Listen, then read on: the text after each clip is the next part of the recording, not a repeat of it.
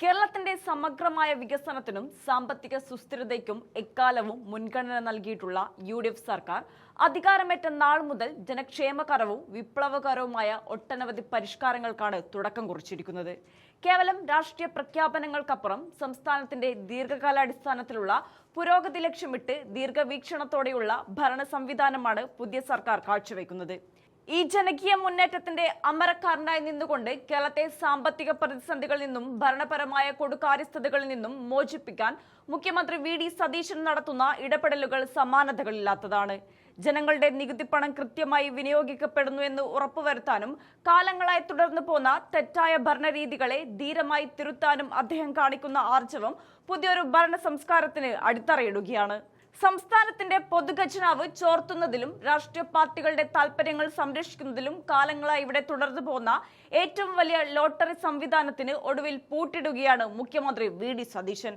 മന്ത്രിമാരുടെ personal staff അംഗങ്ങൾക്ക് pension ലഭിക്കാനുള്ള മിനിമം സർവീസ് കാലാവധി 2 വർഷത്തിൽ നിന്നും 4 വർഷമായി ഉയർത്തിക്കൊണ്ട് പുതിയ UDF സർക്കാർ അതീവ നിർണായകമായ തീരുമാനമെടുത്തിരിക്കുകയാണ്. ഒരു മന്ത്രിസഭയുടെ ഭൂരിഭാഗം കാലവും പൂർണ്ണമായി സേവനം അനുഷ്ഠിക്കുന്നവർക്ക് മാത്രം പെൻഷൻ നൽകിയാൽ മതിയെന്ന മുഖ്യമന്ത്രിയുടെ ഈ കടുപ്പമേറിയ തീരുമാനം കേരളത്തിന്റെ രാഷ്ട്രീയ സാമ്പത്തിക രംഗങ്ങളിൽ വലിയ മാറ്റങ്ങൾക്കാണ് വഴി തുറക്കുന്നത്. മുൻകാലങ്ങളിൽ 2 വർഷവും 1 ദിവസവും പൂർത്തിയാക്കുന്ന പേഴ്സണൽ സ്റ്റാഫ് അംഗങ്ങൾക്ക് ആജീവനാന്ത പെൻഷൻ ഉറപ്പാക്കുന്ന രീതിയാണ് നിലവിലുണ്ടായിരുന്നത്. ഇത് ലക്ഷ്യമിട്ട് 5 വർഷത്തെ ഭരണകാലയളവിനുള്ളിൽ ഒന്നിലധികം ബാച്ച് ആളുകളെ പേഴ്സണൽ സ്റ്റാഫുകളായി നിയമിക്കുകയും അവർക്കെല്ലാം ഖജനാവിൽ നിന്ന് പെൻഷൻ നൽകുകയും ചെയ്യുന്ന വലിയൊരു രാഷ്ട്രീയ ചൂഷണം ഇവിടെ നടന്നിരുന്നു. ഈ പ്രവണതയ്ക്കാണ് പുതിയ തീരുമാനത്തിലൂടെ മുഖ്യമന്ത്രി ശക്തമായ തടയിട്ടിരിക്കുന്നത്. മന്ത്രിമാർ സ്വന്തം താൽപര്യപ്രകാരം നിയമിക്കുന്ന പേഴ്സണൽ സ്റ്റാഫുകൾക്ക് സർക്കാർ ശമ്പളവും ആജീവനാന്ത പെൻഷനും നൽകുന്ന വിചിത്രമായ രീതി ഇന്ത്യയിൽ കേരളത്തിൽ മാത്രമാണുള്ളത്. കേന്ദ്രത്തിലോ മറ്റ് അയൽ സംസ്ഥാനങ്ങളിലോ ഇല്ലാത്ത ഇത്തരം ആഡംബരങ്ങൾക്കെതിരെ മുൻപ് സുപ്രീം കോടതിയും കൺട്രോളർ ആൻഡ് ഓഡിറ്റർ ജനറലും കടുത്ത ഭാഷയിൽ വിമർശനങ്ങൾ ഉന്നയിച്ചിട്ടുള്ളതാണ്. ഒരു ജനാധിപത്യ സംവിധാനത്തിൽ ജനങ്ങളുടെ നികുതി പണം രാഷ്ട്രീയ പാർട്ടികളുടെ താൽപര്യങ്ങൾ സംരക്ഷിക്കാൻ ഉപയോഗിക്കുന്നത് തെറ്റായ കീഴ്വഴക്കമാണെന്ന് പലപ്പോഴായി ചൂണ്ടിക്കാണിക്കപ്പെട്ടിട്ടുള്ളതാണ്. കേന്ദ്രത്തിലും മറ്റ് സംസ്ഥാനങ്ങളിലും മന്ത്രിമാരുടെ പേഴ്സണൽ സ്റ്റാഫുകളായി വരുന്നത് സർക്കാർ ഉദ്യോഗസ്ഥരോ അല്ലെങ്കിൽ ആ ഭരണകാലയളവിനു ശേഷം യാതൊരുവിധ പെൻഷൻ ആനുകൂല്യങ്ങളും ലഭിക്കാത്ത താൽക്കാലിക ജീവനക്കാരോ ആണ്. എന്നാൽ കേരളത്തിൽ രാഷ്ട്രീയ പാർട്ടികളുടെ കേഡർമാരെയും അനുഭാവികളെയും തിരഞ്ഞുപിടിച്ച് മന്ത്രിമാരുടെ പേഴ്സണൽ സ്റ്റാഫുകളാക്കുകയും കേവലം 2 വർഷത്തെ സേവനം കൊണ്ട് അവർക്ക് ആജീവനാന്ത പെൻഷൻ ഉറപ്പാക്കുകയും ചെയ്യുന്ന രീതി പൊതുമുതൽ നശിപ്പിക്കുന്നതിന് തുല്യമായിരുന്നു. ഈ ആഡംബര ഭരണരീതി ഭരണഘടനാ സ്ഥാപനങ്ങളുടെ പോലും വിമർശനത്തിന് ഇടയാക്കിയിട്ടും മുൻകാല സർക്കാരുകൾ ഇത് തിരുത്താൻ തയ്യാറായിരുന്നില്ല എന്നതുകൂടി ഇതോടൊപ്പം കൂട്ടിവായിക്കേണ്ടതുണ്ട്.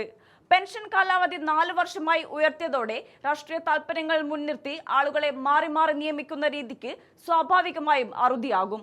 ഒരു മന്ത്രിസഭയുടെ കാലാവധി 5 വർഷമാണെന്നിരിക്കെ 4 വർഷം കാലാവധി പൂർത്തിയാക്കണമെന്ന നിബന്ധന വരുന്നതോടെ ഒരു മന്ത്രിക്ക് തന്റെ ഭരണകാലയളവിൽ പരമാവധി 1 ബാച്ച് പേഴ്സണൽ സ്റ്റാഫുകളെ മാത്രമേ നിയമിക്കാൻ സാധിക്കൂ. ഇത് പെൻഷൻ വാങ്ങുന്നവരുടെ എണ്ണത്തിൽ വലിയ കുറവ് വരുത്തുകയും ഖജനാവിലെ പണം ലാഭിക്കാൻ സഹായിക്കുകയും ചെയ്യും.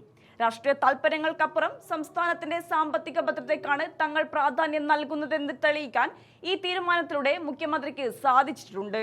അതേസമയം നിലവിലെ പുതിയ നിയമത്തിന് മുൻകാല പ്രാബല്യം ഉണ്ടായിരിക്കില്ലെന്ന് സർക്കാർ വ്യക്തമാക്കിയിട്ടുണ്ട്. അതായത് നിലവിൽ 4 വർഷത്തിൽ താഴെ സർവീസ് അനുഷ്ഠിച്ച് പെൻഷൻ കൈപ്പറ്റുന്ന മുൻകാല ജീവനക്കാരുടെ ആനുകൂല്യങ്ങൾ തടയില്ല. എന്നാൽ ഇനി വരുന്ന നിയമനങ്ങളിൽ ഈ വെട്ടിപ്പ് അനുവദിക്കില്ലെന്ന മുഖ്യമന്ത്രിയുടെ കർശന നിലപാട് ബ്യൂറോക്രസിയുടെയും പൊതുസമൂഹത്തിന്റെയും വലിയ കയ്യടി നേടുകയാണ്. സംസ്ഥാനത്തിന്റെ ധനസ്ഥിതി വ്യക്തമാക്കുന്ന ധവളപത്രം ഇറക്കാനും KRAയിൽ ഉൾപ്പെടെയുള്ള വൻകിട പദ്ധതികളുടെ ഭൂമി ഏറ്റെടുക്കൽ വിജ്ഞാപനം റദ്ദാക്കാനും തയ്യാറെടുക്കുന്ന VD സതീശൻ സർക്കാരിന്റെ ഏറ്റവും ജനപ്രിയമായ ചുവടുവെപ്പാണ് ഈ റെഗുലേഷൻ. പണം തികയാതെ സർക്കാർ നെട്ടോട്ടമോടുമ്പോൾ സ്വന്തം പാർട്ടിക്കാരെ വഴിവിട്ട് സഹായിക്കുന്ന രീതിക്ക് മുഖ്യമന്ത്രി തന്നെ തടയിട്ടത് മുന്നണിയിലെ മറ്റ് ഘടകകക്ഷികൾക്കും ശക്തമായ സന്ദേശമാണ് നൽകുന്നത്. CPM ഭരിച്ച കഴിഞ്ഞ 10 വർഷവും ഈ പെൻഷൻ തട്ടിപ്പിനെതിരെ പ്രതിപക്ഷം വലിയ തോതിൽ തെരുവിൽ സമരം ചെയ്തിരുന്നു. തങ്ങൾ അധികാരത്തിൽ വന്നപ്പോൾ ആ വാക്ക് പാലിക്കാൻ കഴിഞ്ഞത് VD സതീശൻ സർക്കാരിന്റെ പ്രതിച്ഛായ വർദ്ധിപ്പിക്കുന്നതാണ്.